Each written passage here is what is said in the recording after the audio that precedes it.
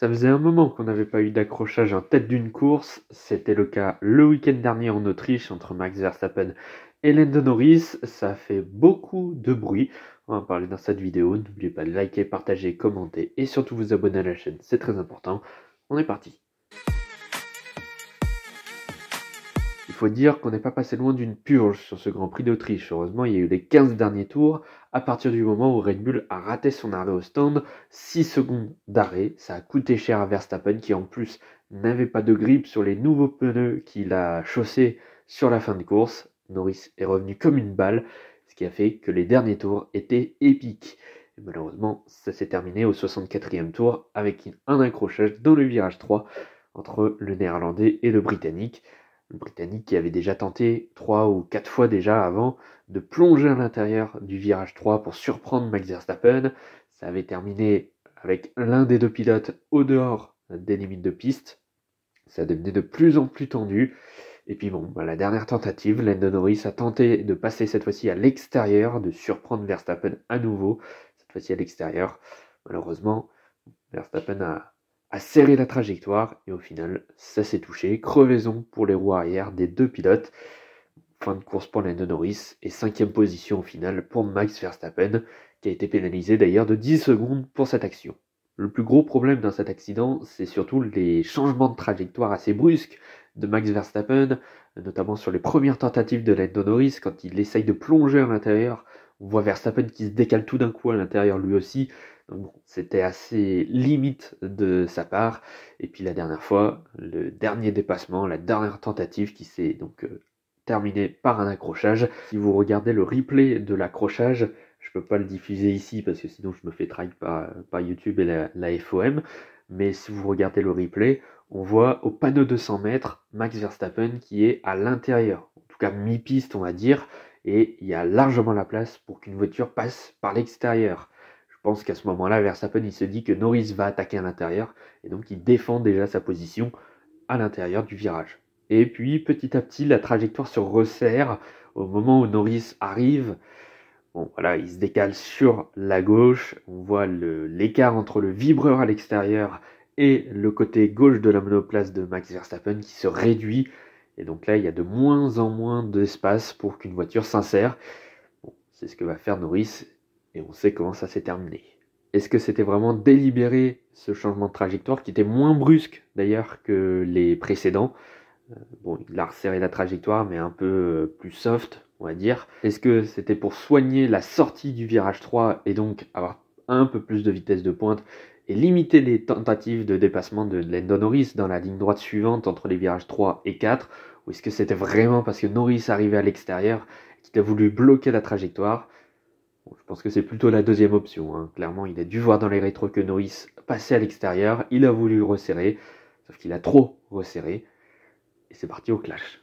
Pour revenir à la pénalité, ces derniers temps, on entendait parler de pénaliser l'acte et non pas les conséquences. En tout cas, pas uniquement. Or, là, c'était l'inverse qui a été fait.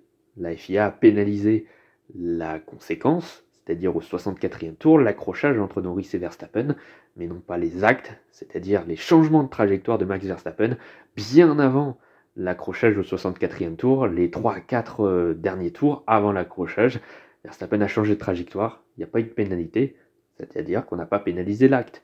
Moi, je suis plutôt du camp de pénaliser plutôt les conséquences, c'est-à-dire que si tu sors un pilote, si tu le fais abandonner, quelque chose comme ça, tu dois être pénalisé, mais tant qu'il n'y a pas de dégâts, pas d'abandon, etc., moi je pars du principe que ça reste plutôt correct, on va dire. Donc il n'y a pas de perte de temps trop important pour l'adversaire sur la piste.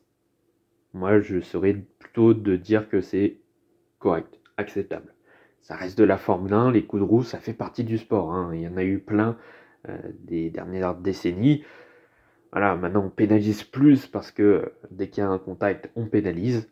Là, or, pour ce 64e tour, effectivement, la pénalité était justifiée. Il y a eu contact, il y a eu abandon de Norris, il y a eu une conséquence. Mais voilà, ça va dans le sens contraire finalement de pénaliser l'acte plutôt que les conséquences. En tout cas, cet accident, c'est sûr que ça va pas entretenir la flamme entre Lando Norris et Max Verstappen. On sait qu'ils sont plutôt amis, bon, c'est pas les plus grands amis du monde, mais voilà, ils s'entendaient très bien. Bon, autant vous dire qu'après cet accident, je suis pas sûr qu'ils reviennent avec le même avion, hein. Du point de vue en tout cas des déclarations de Max Verstappen notamment, lui il ne part pas fautif. En tout cas, il a dit, il a défendu tout simplement que c'était comme ça qu'il fallait défendre, que c'était normal et que la pénalité de 10 secondes n'était pas correcte. Bon, je suis pas vraiment d'accord avec lui. Franchement, la pénalité était justifiée. Ça vient de lui, hein, s'il y a l'accident. Norris, lui, il essaye de passer à l'extérieur. Voilà, lui, il peut pas faire grand-chose là-dessus. Donc ouais, Verstappen, c'était très à la limite.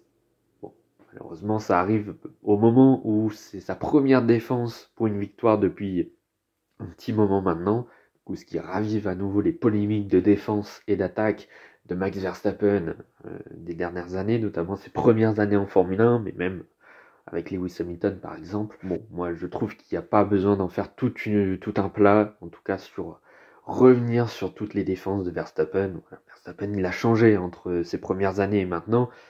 C'est sûr qu'il fait toujours des défenses très agressives, mais bon, en même temps, il faut se dire que s'il n'y avait pas de défense agressive, etc., bon, on s'ennuierait un petit peu, quoi. Des dépassements trop faciles, c'est pénible en Formule 1. Donc bon, ça met un petit côté pimenté à la Formule 1. Bon, maintenant il y a un accrochage, c'est dommage, mais je pense qu'il ne faut pas en faire tout un plat. Surtout que ça joue pas un titre, bon, ça joue une victoire, c'est sûr. Mais voilà, c'est un petit peu comme le cas Esteban Ocon à Monaco, on en a fait beaucoup trop. Et là encore, on en fait un petit peu trop encore.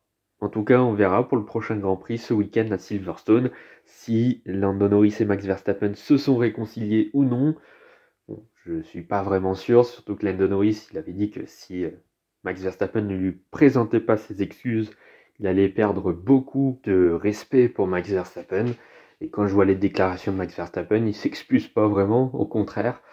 Donc bon, ouais, disons que les relations vont devenir un petit peu plus tendues. Elles étaient déjà un petit peu tendues, je trouvais, pour le dernier Grand Prix à Barcelone, au moment où Lando Norris a tassé un petit peu Verstappen sur le départ dans l'herbe.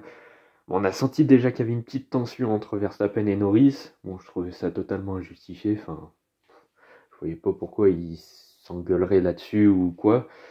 Mais bon, on a vu en conférence de presse, bon, Max Verstappen l'avait en travers de la gorge. Bon, voilà, encore une fois, ça va pas arranger les choses cet accident, malheureusement.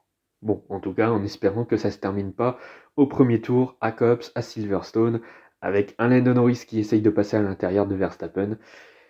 Vous voyez l'accident dont je veux parler. Bref, c'est la fin de cette vidéo, merci d'avoir écouté jusque-là. N'oubliez pas de liker, partager, commenter et surtout vous abonner à la chaîne, c'est très important. Et nous on se retrouve dans quelques jours pour de nouvelles vidéos sur la chaîne. A bientôt.